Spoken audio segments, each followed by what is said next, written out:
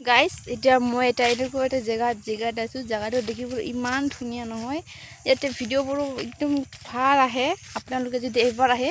মানে ইয়াতে থাকিবলৈ ইচ্ছা কৰিব। Just look at the view. মই আপোনাৰ লগত চিনেমেটিক ক্লিপত দেখাই আছোঁ।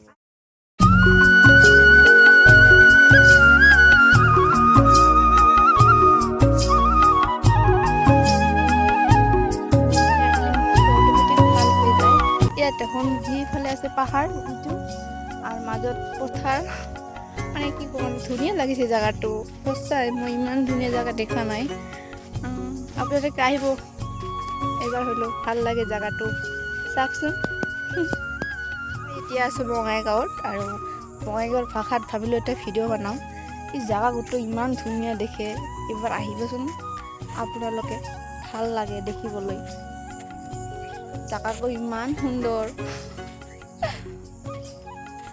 ইটো স্পেশালি আমাৰ বঙাইগাঁও ডিস্ট্ৰিক্টৰ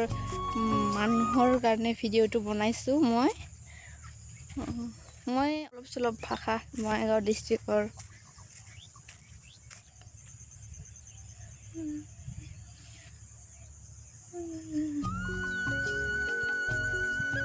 সেইটো পাহাৰ দেখা পাইছেনে আপোনালোকে সেইটোকে বঙাইগাঁও পাহাৰ কয়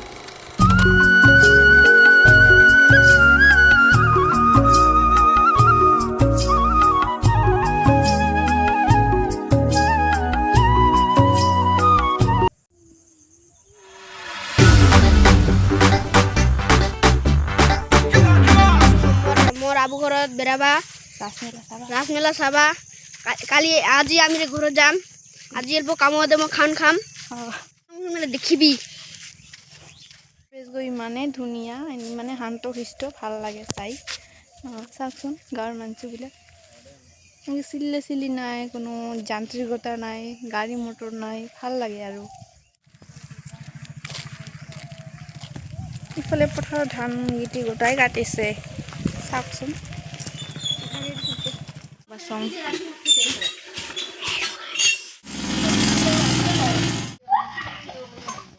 তুমি কত হেঁটে থাকিত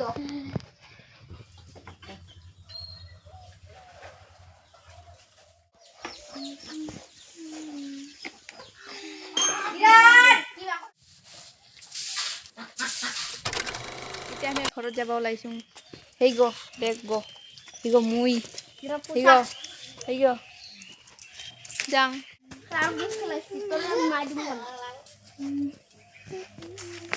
আমার মা মুখ তাই দেখি না এই যাম না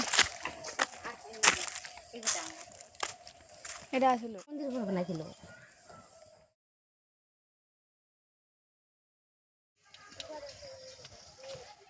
পেটলা আহি আছে পেটলা ভাত খাইছে বেছি